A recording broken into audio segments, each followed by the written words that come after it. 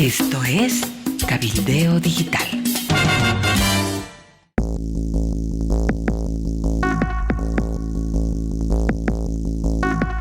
Hola, ¿qué tal? Bienvenidos. Aquí comienzan las noticias de último momento. Le doy el saludo cordial a nuestro compañero Edwin Cacho Herrera, a ustedes por estar con nosotros para ver y oír las noticias más importantes. De todas ellas destaca el suicidio de un exgerente de la empresa estatal de litio, don Juan Carlos Montenegro. Este suicidio, bueno, se dijo que fue suicidio, ha causado una remisión política. Y a propósito de política, tanto Evo Morales como el presidente Luis Arce Catacora están peleando la acreditación en Venezuela, a ver si Maduro, que hace de papa, que oficia de papa de este sector político, pues reconoce a Arce o tal vez a Evo Morales. Ambos han viajado a Venezuela con tal fin. Es más, el presidente Arce se encuentra en este momento en Venezuela.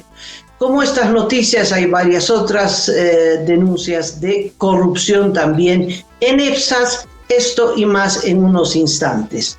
Cacho, empecemos por el impacto político que ha tenido la muerte de este exgerente, director de la empresa estatal de litio. Amalia, ¿cómo estás? Buenos días, amigos del planeta. Lo que ha sucedido en la pasada jornada con Juan Carlos Montenegro ha provocado un giro inesperado en la investigación del caso de recursos evaporíticos. Hasta ayer en la mañana, hasta mediodía, para ser más precisos, la línea de ataque del gobierno a través de la justicia era aprender a los acusados. De hecho, ya se había aprendido a otras 3 personas, además de Luis Alberto Echazú, que ya había sido sometido a una audiencia de medidas cautelares. A uno de ellos lo detuvieron en Santa Cruz y lo trajeron rápidamente hacia la ciudad de La Paz. Esa era, digamos, la tónica, ¿no? El gobierno de alguna manera manejando las cosas en una especie de iniciativa política con este tema. Pero ocurrió lo de Juan Carlos Montenegro, se conoció casi a mediodía de esta pasada jornada. Nosotros en último momento estábamos haciendo una entrevista muy interesante con Oscar Campanini, el director ejecutivo del CEDIP. Estábamos analizando las razones esenciales que han determinado el fracaso del proyecto de litio, y se nos vino la noticia. Tuvimos que improvisar, tuvimos que incorporar este elemento súper novedoso, y claro, ahí comenzó todo este impacto político. Se volcó la tortilla, Amalia, amigos, porque a partir de ese momento, a partir de esta noticia lamentable, es que comenzó a surgir otro panorama, básicamente soportado, Amalia, por el tema de que comenzó a notarse con más claridad que había un fracaso, que ese fracaso estaba tratando de ser ocultado por el actual gobierno, y que quien se ocupó de poner este tema sobre la mesa, nosotros ya lo habíamos comentado hace varios días, pero quien tuvo la posibilidad de poner esto en la mesa mediáticamente fue el propio Juan Carlos Montenegro con su carta póstuma, que dice básicamente lo siguiente, Amalia, que él no iba a permitir que se humille, que mellen su dignidad, porque con Luis Alberto Echazú instalaron más de 90 piscinas de las 160 que requería el anterior sistema para la explotación de litio, y que este gobierno tenía que instalar más de 60 piscinas para completar las 160. Hicieron lo que tenían que hacer en el anterior gobierno, y este gobierno, dice Montenegro en su carta, las abandonó. O sea, incluso las buenas, las malas, las deficientes han quedado abandonadas por ilusionar, dice él, al pueblo boliviano con el tema del EDL, que también en su carta dicen no ha tenido ningún éxito para los bolivianos. Entonces, ahora todo el mundo habla del fracaso del proyecto de litio, que involucra, por supuesto, al régimen de Evo Morales y al gobierno de Luis Arce. Este es un fracaso, y La gente se lamenta porque una muerte ha tenido que, de alguna manera, poner sobre el tapete de discusión este tema del fracaso, de la corrupción y de la ineficiencia en el tema del litio.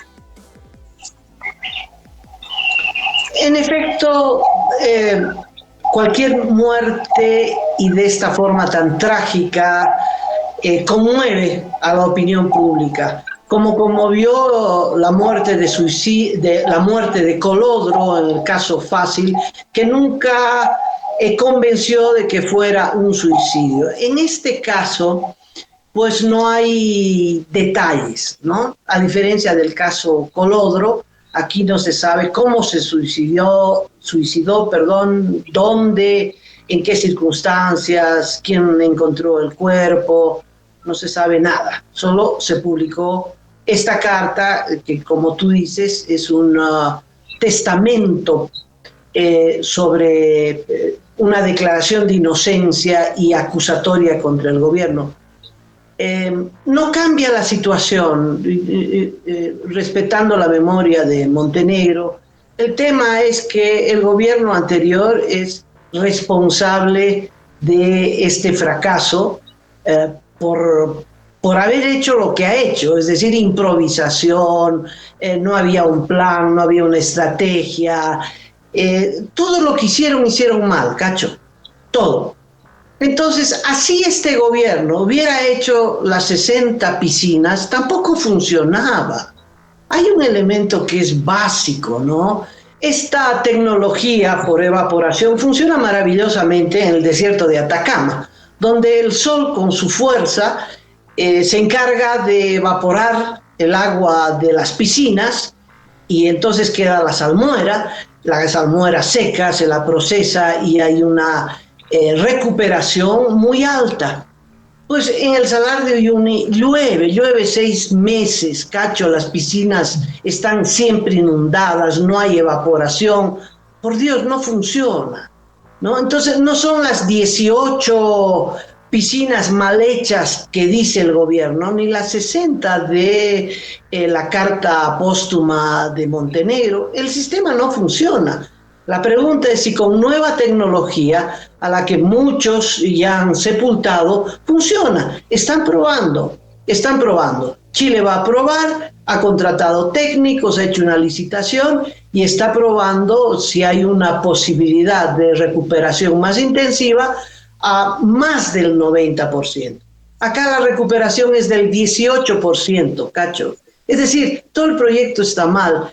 Nos quieren meter el dedo a la boca y claro, entre ambos echan la culpa unos y a otros, pero todo el proyecto fracasó y fracasó en perjuicio de todos los bolivianos, porque la plata que se invirtió, que se regaló, las comisiones, los chinos, en fin, salió de nuestro presupuesto, salió de la Reserva Monetaria del Banco Central. Son 1.600 por lo bajo, sin contar los sueldos de la empresa estatal, que no sirvió para nada, sirvió para pagar sueldos, para financiar un proyecto mal hecho de principio a fin.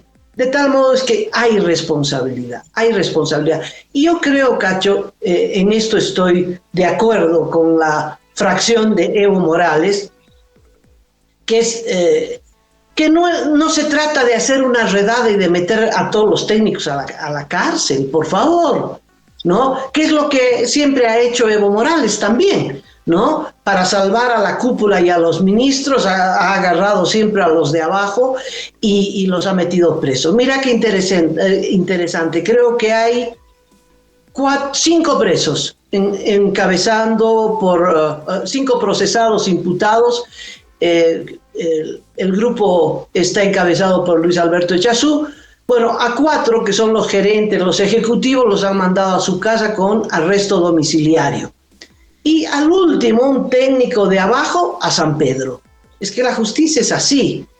No es justicia, es injusticia. Yo no creo que hay que meter a la cárcel ahora. Primero hay que saber quién es el responsable, quién hizo, si el proyecto fracasó. Hay que escuchar, la fiscalía tiene que contratar técnicos, tiene que contratar investigadores y saber de qué se trata. ¿Cómo el juez va va a decidir si tienen la culpa o no tienen la culpa, si el juez no sabe nada de litio. Entonces, estoy en contra de los apresamientos, como estoy en contra de los apresamientos políticos a los opositores del régimen del MAS. También estoy en contra del apresamiento de cualquiera que se indique a sola acusación ya para adentro. Para ir aclarando y precisando la figura en torno a las causas de la muerte de Juan Carlos Montenegro, lo que ha señalado en las últimas horas Audalia Zurita, que es la abogada de Montenegro, que es la que estaba preparando la defensa del ahora fallecido, señala que no ha habido ningún tipo de señal de violencia alrededor del cadáver de Juan Carlos Montenegro. Él estaba en su oficina, en la oficina universitaria, tuvo el tiempo de hacer las últimas instrucciones a su secretaria, que es lo que cuenta, y luego mandó esta carta póstuma, le mandó a ella por vía de WhatsApp, y parece que también a otras personas de su entorno más íntimo. Aparentemente hay otras 2 cartas más cortas dirigidas a sus hijos, sobre todo, y llegó la carta, todo el mundo se alarmó, sus colegas universitarios fueron a ver qué estaba ocurriendo y encontraron a Juan Carlos Montenegro ya sin vida, ¿no? No hay señales, el examen inicial médico forense da cuenta de que se produjo un paro cardíaco y en este momento se está haciendo un examen toxicológico para ver si ingirió alguna sustancia que le provocó el paro, ¿no? Y luego está el tema de del manejo ya político. Evo Morales, a través de su cuenta en X, ha responsabilizado a Luis Arce y a David Choquehuanca por la persecución política, entre comillas, así lo dice él, pues que, como tú dices, él era moneda corriente en su régimen, la persecución a los adversarios políticos. Se queja de eso y responsabiliza por la muerte de Montenegro tanto al presidente Arce como al vicepresidente David Choquehuanca. Muy tarde, cerca de la medianoche, el presidente emitió un mensaje también en su cuenta de X, porque el presidente se encuentra en Caracas, ha lamentado la muerte y ha dicho que no hay que utilizar este deceso con fines políticos mezquinos. Sin mencionar a Evo Morales, dijo esta palabra y entonces cree que se está utilizando ya políticamente el asunto. ¿A dónde va a encaminarse esto? Va a seguir en manos de la justicia, que todos sabemos que está sometida al poder político. No creo que haya una suerte de investigación parlamentaria, porque podría conformarse una comisión especial para la investigación de este tema, porque hace al conjunto de los intereses de todos los bolivianos, pero no creo que surta una conformación por las peleas que tienen en el Congreso, por las divisiones que hay no solamente del MAS, sino de las otras fuerzas políticas. Así que el panorama se va a encaminar a que va a seguir esto en manos de jueces y fiscales sometidos al gobierno, y esperemos que la cosa ahí encuentren posibilidades de esclarecer no solamente la muerte de Juan Carlos Montenegro, sino estas otras denuncias que se han planteado. En este momento el presidente Arce se encuentra en Venezuela. Una fotografía está risueño abrazando a el dictador Nicolás Maduro. Días atrás había viajado Evo Morales, fue con una comitiva, siempre lleva una comitiva de dirigentes de organizaciones sociales, campesinos, indígenas, para mostrarse, ¿no?, como el cacique del movimiento indígena en Bolivia. Parece que no le fue muy bien, Cacho nos va a dar los detalles. Parece que Arce, por la sonrisa, le fue mejor. Están buscando el reconocimiento de Maduro y a través de Maduro de la dictadura cubana. Ambos son miembros del mismo club. Están discutiendo a cuál de los dos van a reconocer, a cuál de los dos va a recibir la bendición de Maduro. Qué situación más trágica y penosa para el país, porque son los que están dirigiendo a nuestra nación con los resultados que ya todos sabemos. No es que hayan grandes discrepancias en el modelo, en la estrategia, en fin. Los dos quieren ser la cabeza de una dictadura. Eso es lo que se está peleando en este momento. Me inclino a pensar que Arce tendrá mejores posibilidades de ese reconocimiento que Evo Morales, que ya es un líder caído. ¿Tú qué dices, Cacho? Coincido, Amalia, coincido con esta última apreciación que tú haces por unos detalles que se han conocido en las últimas horas. Comienzo diciendo que en una sola semana, o sea, el pasado jueves, se acordarán amigos, Evo Morales ya estaba llegando a Caracas en un vuelo charter, en un avión que le envió el régimen venezolano para que pueda ir directamente a Caracas. Bueno, resulta que en ese viaje, no en el avión privado, sino en la delegación boliviana que participó en el encuentro de líderes sociales del ALBA-TCP, estaba nada más y nada menos que el viejo dirigente campesino, don Félix Santos, que además es uno de los fundadores del MAS. Evo Morales fundó el MAS con Alejo Vélez, con Félix Santos y con otras personas más. Bueno, él se encontraba en la delegación boliviana. Fue entrevistado en las últimas horas por nuestro compañero periodista Nicolás Sanabria Garrón en su programa en otro formato, y lo que señala Félix Santos son cosas bien interesantes. Primero dice que Evo Morales no viajó con la delegación, que todos esperaban verlo en la base aérea del Alto el miércoles en la madrugada, nunca llegó, y entonces todos se fueron, y al día siguiente apareció en Caracas, claro, llevado en un avión privado. Dice Félix Santos, estas son las palabras que utiliza, que ya en Caracas, en Venezuela, se habló de este viaje especial para Evo Morales, y se comentó que el viaje de ida y de vuelta le costó a la organización de este encuentro de líderes sociales $40,000. Esa es la cifra que menciona Félix Santos. O sea que Evo Morales le costó $40,000 el ir y volver. Claro, ni un peso salió de su bolsillo, todo fue financiado por la organización de este evento en Venezuela.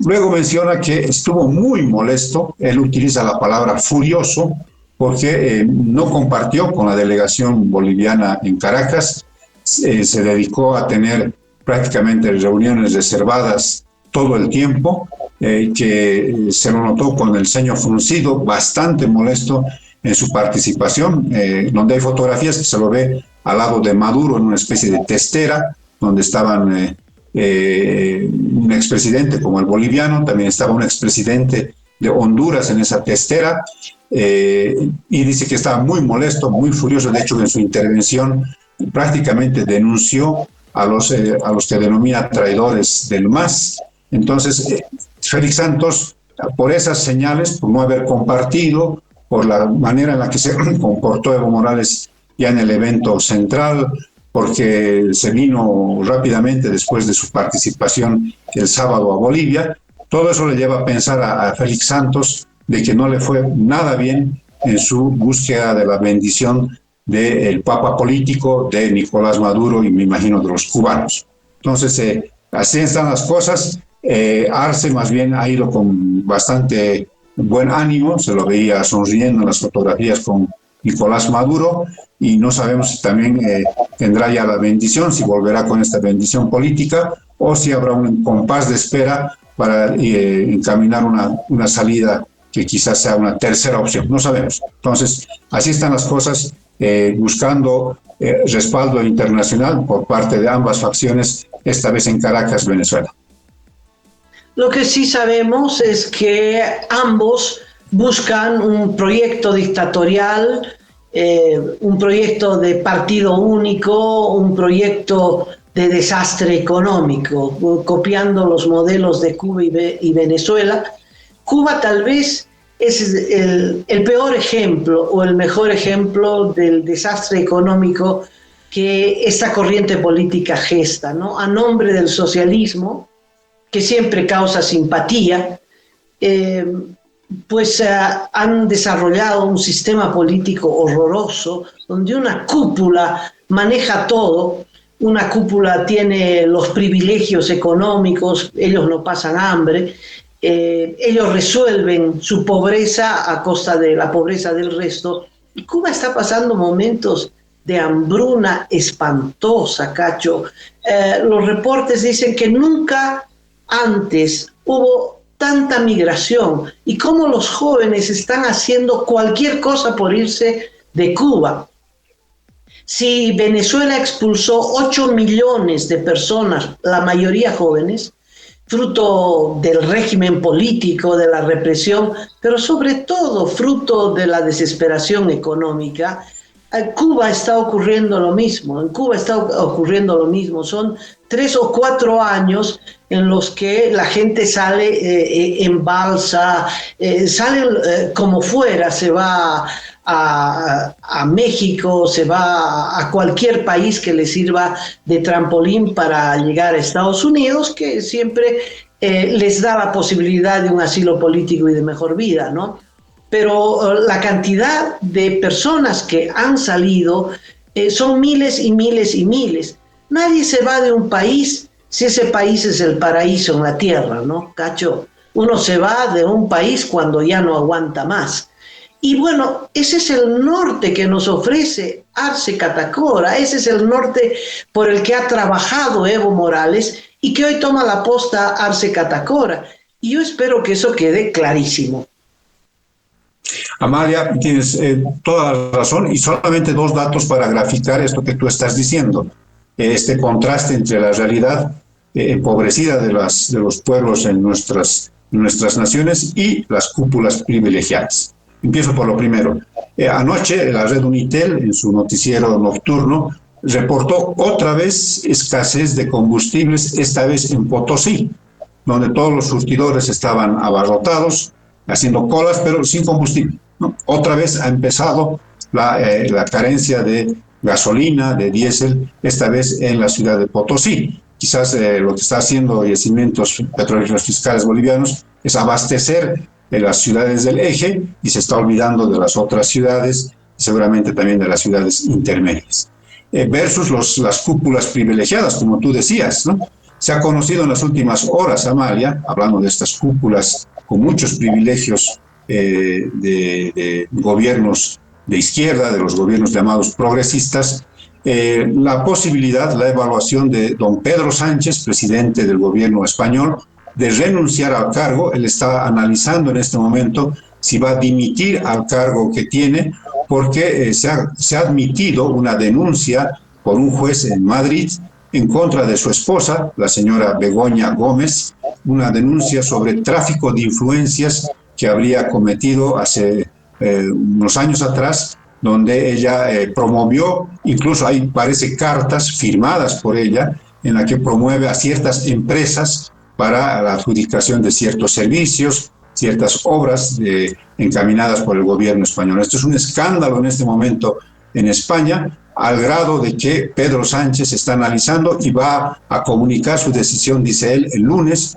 cuando comparezca ante el Congreso español, y muchos dicen que es un tongo, que no va a renunciar, otros dicen que está en la cuerda floja, así que esperemos, porque esto es un tráfico de influencias. Cuando yo leía las notas, veía los reportes, me hizo recuerdo al caso de los hijos del presidente, de Ernesto Rafael y de Luis Marcelo, que podrían haber puesto en brete al presidente, pero no ha pasado nada hasta el momento, no hay ninguna investigación. Del último caso no se sabe si la Fiscalía ha dado curso a la denuncia del diputado Héctor Arce, no se sabe nada. Entonces, así son las castas privilegiadas que manejan nuestros países. Sí, el contraste es en Potosí, no hay gasolina, no hay diésel, pero Rafaelito tiene su cupo asegurado y tiene su cisterna y va a Yacimientos y carga la cisterna y se lleva 11.000 litros, 30.000 litros, una maravilla. Y así funcionan estos regímenes, ¿no? Así funcionan. Lo de España, claro, es un país democrático donde una acusación así, bueno, en nuestro país sería una carcajada, ¿no? Pero allá es un escándalo grande, tanto así que está tumbando al gobierno. Pedro Sánchez se salvó haciendo elecciones, adelantó elecciones para salvarse porque no tenía mayoría en el Parlamento, perdió las elecciones pero sus contrincantes políticos, el PP, Vox, etcétera, la llamada derecha española, tampoco sumaron votos y el PSOE sumó votos y volvió a ser reelecto, salvó la coyuntura. Y mira, vuelve a caer por esta denuncia. Son varias denuncias. Dice la derecha nos acosa, sí, claro, ese es el trabajo de la oposición. Perseguir, revisar, ver números, papelitos, todo, porque se supone que los gobiernos tienen que actuar con probidad. Y encontraron esto. ¿Qué dice Pedro Sánchez? Que es una mentira, que la acusación es falsa, que los documentos son falsos. Bueno, para eso está la justicia, un juez a revisar los papeles, la acusación, y si la acusación es falsa, estarán libres de pena y culpa, y los que acusaron de manera dolosa, pues van a tener que ir a la cárcel. Es al revés, es una sanción. Pero parece que no, Cachito, parece que es cierto que la esposa de Pedro Sánchez, con ese cargo, conseguía empresas que daban aportes a su fundación, ¿me entiendes? 14.000 euros de la empresa tantos, y las empresas, por supuesto, ganaban algo, una licitación, etcétera, etcétera, y esa comisión se traducía en una donación a la fundación de la señora. Es grave, ¿no? Parecen hechos en el mismo molde. Terrible, terrible. Yo creo que cae. Hablando de temas de corrupción y volviendo al país, Amalia, tú tienes datos sobre lo que estaría ocurriendo en EPSAS, en la empresa pública de agua y alcantarillado aquí en La Paz. Bueno, yo quiero saludar a nuestro compañero Carlos Gisbert. Digo nuestro, aunque no es nuestro, es de Visión 360.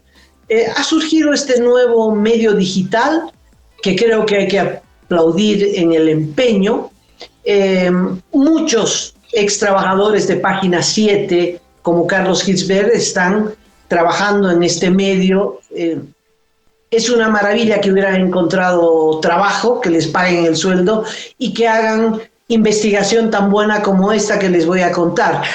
Recordarán el año 2002 en la zona sur de la ciudad de La Paz, en el barrio Callapa. Bueno, el barrio Callapa desapareció. Hubo un mega deslizamiento y fue terrible. Estaba de alcalde Revilla y gastó millones y millones para poder darle estabilidad a la zona de Callapa. Bueno, en ese deslizamiento se perdieron 3.000 metros de tubería de agua. La zona sur, abastecida por esa tubería, quedó sin agua. En la emergencia, EPSAS pidió que Yacimientos le preste tubería.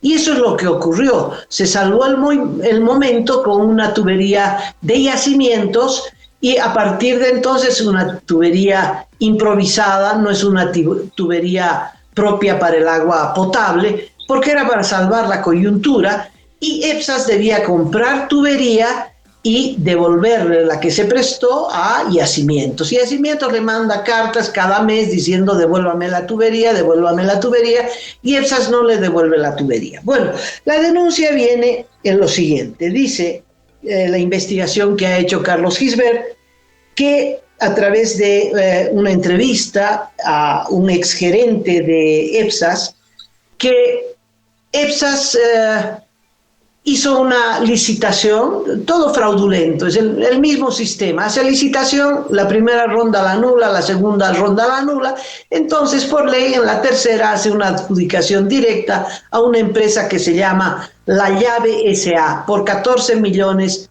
de bolivianos. 14 millones de bolivianos son 2 millones de dólares, ¿verdad? Le pagó 10 millones y están pendientes 4 millones. ¿Qué es lo que pasa? Que la tubería que entregó esta empresa china, La Llave es el nombre local, pero la empresa es china, el proveedor es chino, para variar.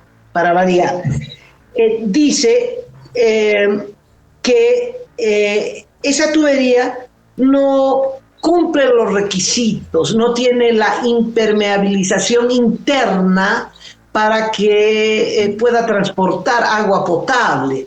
Tal como está, esa tubería se va a oxidar y esa agua oxidada y contaminada llegará al grifo de las viviendas y tendremos contaminación, enfermos, etcétera, etcétera, etcétera, ¿no? ¿Dónde está esa tubería? Está en los patios de EPSA, ¿no? Tirada, terrible. El responsable es el que era entonces el director de... estoy buscando el nombre, se llama Vladimir, perdónenme que no tenga el apellido a mano. El interventor de entonces de EPSAS es el que hizo el negociado. Le dijeron no lo hagas, no compres, no va. Igual lo compró porque había mordida, ¿no? Todo lo que ocurre en el país ocurre por una razón, las mordidas. No es que la gente sea tonta, no es que que la gente sea inseria, al revés. Son unos vivillos, le dan el mordisco y nos hacen perder la poca plata que tenemos. 14 millones de bolivianos de los paseños pues han ido a parar al bolsillo de los chinos, que están reclamando que les paguen los 4 millones pendientes, y la tubería está ahí tirada y estamos abasteciendo a varios barrios de la zona sur. EPSA se está abasteciendo a través de una tubería que no es apta, que es tubería de yacimientos, que es para transportar gas, para transportar petróleo, gasolina, ¿sabes, Cacho? Es horroroso lo que pasa en el país. Esta investigación, vuelvo a reiterar, el autor es Carlos Gisbert, de Visión 360. Es indignante, Amalia, cómo se utilizan eventos tan graves como el megadeslizamiento aquí en La Paz para luego cometer actos de corrupción, porque indudablemente es un acto de corrupción del anterior, de un ex interventor de EPSAS, así como también se cometió corrupción con los respiradores españoles en plena pandemia del COVID, o como se ha cometido corrupción con el anhelo de los bolivianos del litio. Realmente se utiliza cualquier cosa como para llenarse los bolsillos de manera ilegal, ilícita, de parte de las autoridades. Es realmente indignante, pero como tú decías, se ha vuelto moneda corriente el que quieran siempre sacarle tajada a este tipo de circunstancias para enriquecerse las autoridades. Ojalá esto realmente culmine con el procesamiento de los responsables, porque claro, imagínate, con semejante evento que se produjo en el 2010-2011 aquí en La Paz, se han aprovechado de eso para llenarse los bolsillos, no se sabe con cuánta plata. Estamos cerrando ya el programa. Amalia, si tú tienes alguna otra novedad, algún otro apunte, adelante, por favor. No, que encontré el nombre. El interventor que hizo esta adquisición se llama Vladimir Irraizos. Ese es el nombre del responsable de la adquisición de esta empresa china, La Llave. Bueno, sí, me despido anunciando que estaré ausente unos días. Tengo que realizar un viaje, pero estará en mi reemplazo por cabildeo nuestra compañera Zulema Alanes. Entonces espero, Cachito, que el programa siga viento en popa, adelante. Zulema trae muchas investigaciones que las va a dar a conocer en último momento. Muy bien, Amalia. Entonces, te deseamos un buen viaje. Te vamos a esperar siempre con los brazos abiertos y, por supuesto, también con esa misma cabida a Zulema Alanes, una compañera destacada del periodismo boliviano y que actualmente también ejerce la presidencia de la Asociación Nacional de Periodistas de Bolivia, así que va a ser un gusto compartir con ella la pantalla. Buen viaje, Amalia, te deseamos todo lo mejor y esperamos tu retorno. Zulema me adelantó que una de las investigaciones en curso, cuyos resultados serán dados a conocer a través de nuestro medio, es la situación laboral de los periodistas. Estamos incluidos, Cacho.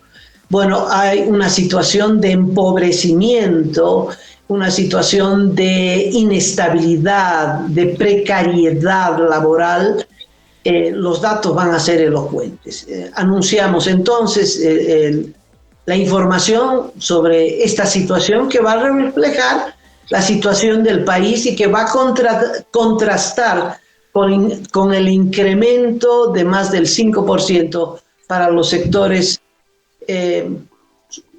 suertudos, diríamos, ¿no? Que tienen el derecho, han conseguido un trabajo estable. Bueno, pero esa no es la situación de la mayoría de los trabajadores. Bueno, con eso me despido. Un abrazo para todos. Será hasta pronto.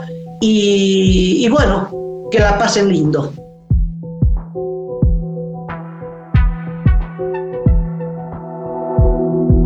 Aporta a Cabildeo Digital y apoya al periodismo independiente.